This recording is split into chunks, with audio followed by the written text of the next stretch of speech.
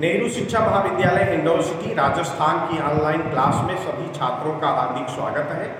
आज हम विश्व के सबसे बड़े लोकतंत्र भारतीय गणतंत्र के संविधान की विशेषताओं के बारे में अध्ययन करेंगे। आइए हम सब लोग देखते हैं कि भारतीय संविधान की प्रमुख विशेषताएं कौन कौन सी हैं। भारतीय संविधान की पहली विशेषता है लिखित, निर्मित एवं व्यापक संविधान।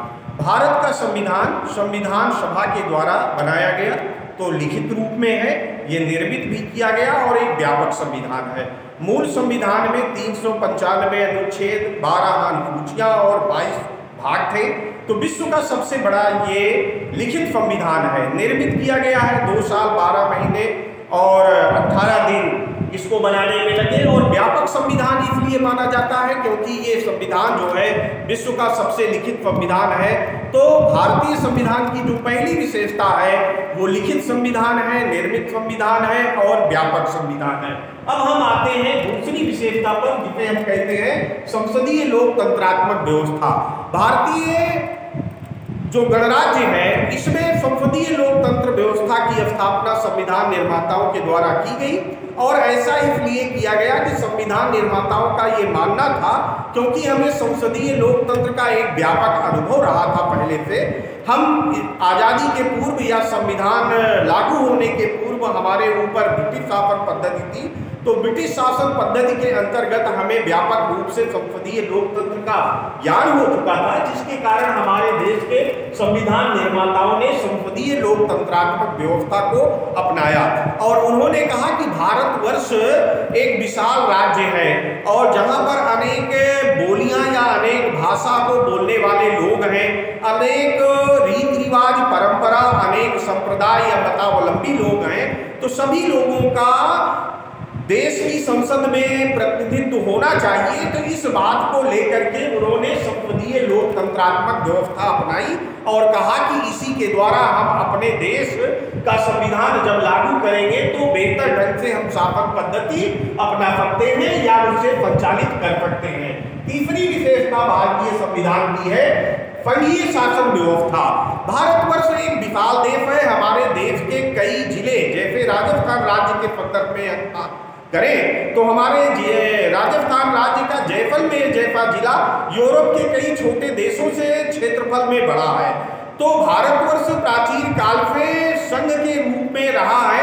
यहाँ पर छोटे छोटे रजवाड़े और छोटी छोटी रियासतें थी। तो उन रियासतों को प्रांत के रूप में या उन राज्यों को या प्रांतों की व्यवस्था और साथ में एक केंद्रीय शासन व्यवस्था अपनाई गई।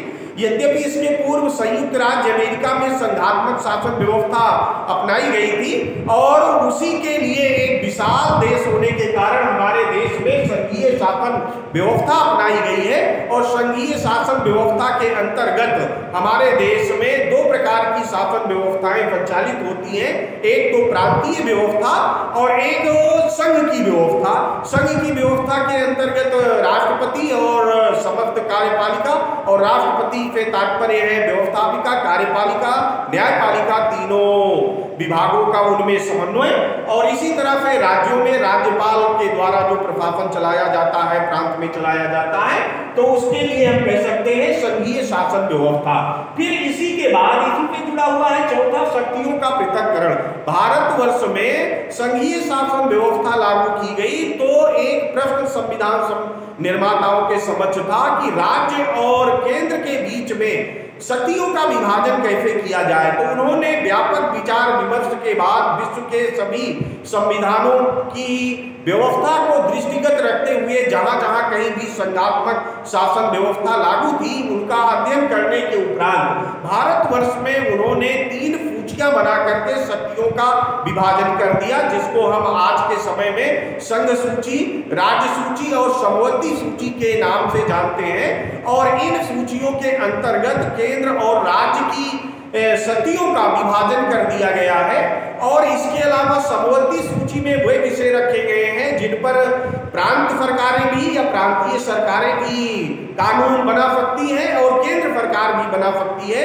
ज्यादातर समवर्ती सूची में ये प्रावधान रखे गए हैं कि यदि केंद्र और प्रांत के बीच में कोई टकराव की स्थिति होती है तो केंद्र के प्रावधान को या उनके द्वारा पारित अधिनियम या विधेयक को महत्ता प्राप्त होगी। इसके पश्चात भारतवर्ष के संविधान की 5वीं विशेषता है न्यायिक पुनरावलोकन की व्यवस्था।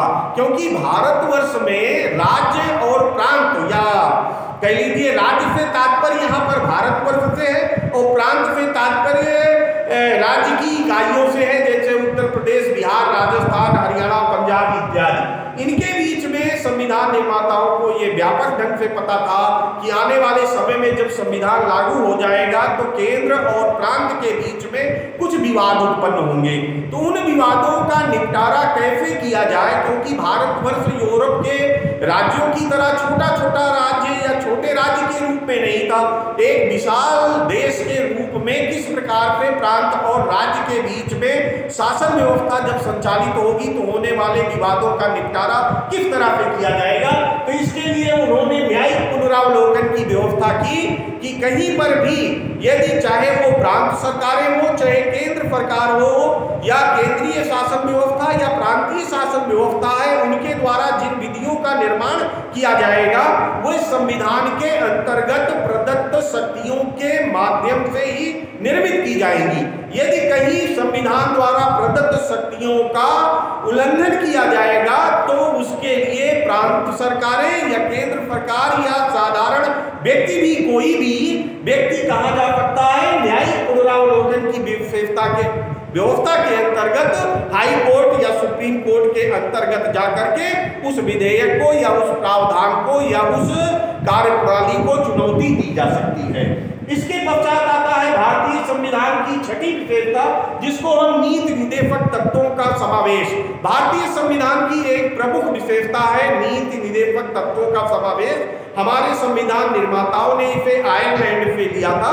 हमारे देश का जब संविधान लागू हुआ तो आजादी हमको शुरू में प्रारंभ में जब मिली थी तो हमारे पास संसाधनों का अभाव था। संसाधनों का अभाव होने के कारण संविधान निर्माता जिन प्रावधानों को लागू करना चाहते थे उन्हें वे लागू नहीं कर पाए। लागू इसलिए नहीं कर पाए क्योंकि संविधान के जो लोक कल्याणकारी राज्य की स्थापना वो करना चाहते थे उसके आड़े संसाधन आ रहे थे। तो उन्होंने कहा कि भले अभी भारतवर्ष में संसाधनों का अभाव है और कुछ अच्छी बातें जिनको अभी हम संविधान में लागू नहीं कर सकते हैं, इनको भविष्य में देश की संसद के द्वारा या संसदीय संघात्मक शासन व्यवस्था के द्वारा लागू किया जा सकता है। तो उनको संविधान के नीति निर्देशक तत्वों के अंतर्गत संविधान निर्माताओं द्वारा समाहित कर दिया गया। एक प्रकार से वो संविधान की आइडियोलॉजी है और वो हमारे संविधान के लिए आदर्श का काम करते हैं। तो नीति निर्देशक तत्वों का समावेश हमारे संविधान की एक प्रमुख विशेषता है। अब आते हैं हम 7वें क्रमांक पर, और मूल अधिकार एवं मूल कर्तव्य। भारतीय संविधान में मूल अधिकार और मूल कर्तव्यों की व्यवस्था की गई है। मूल अधिकार वे अधिकार हैं जो व्यक्ति के अधिकार अछूते रहते हैं और इनके सुरक्षा के लिए व्यक्ति संवैधानिक उपचारों के अंतर्गत उच्च न्यायालय और उच्चतम न्यायालय की मदद ले सकता है। मूल अधिकार वर्तमान समय में 6 हैं और मूल कर्तव्य ये सोवियत संघ से लिए गए और हमारे यहाँ नागरिकों के लिए मूल कर्तव्यों का भी संविधान में समावेश किया गया है। और ये कह लीजिए हमारे देश में इसलिए स्थापित किए गए कि अधिकार और कर्तव्य एक सिक्के के 2 पहलू हैं। अगर हम अधिकारों की मांग करते हैं तो हमें कुछ कर्तव्यों का पालन भी करना पड़ेगा। अब हम आते हैं 8वें क्रमांक पर, संविधान संशोधन का प्रावधान। संविधान निर्माताओं के समक्ष ये बात अच्छी तरह से उनकी समझ में आ गई थी कि कोई भी संविधान कितना ही अच्छा और श्रेष्ठ क्यों न बनाया जाए, लेकिन समय के साथ उसमें परिवर्तन आना स्वाभाविक है या परिवर्तन की आवश्यकता पड़ती है। तो इस तथ्य से वे भली भांति परिचित थे।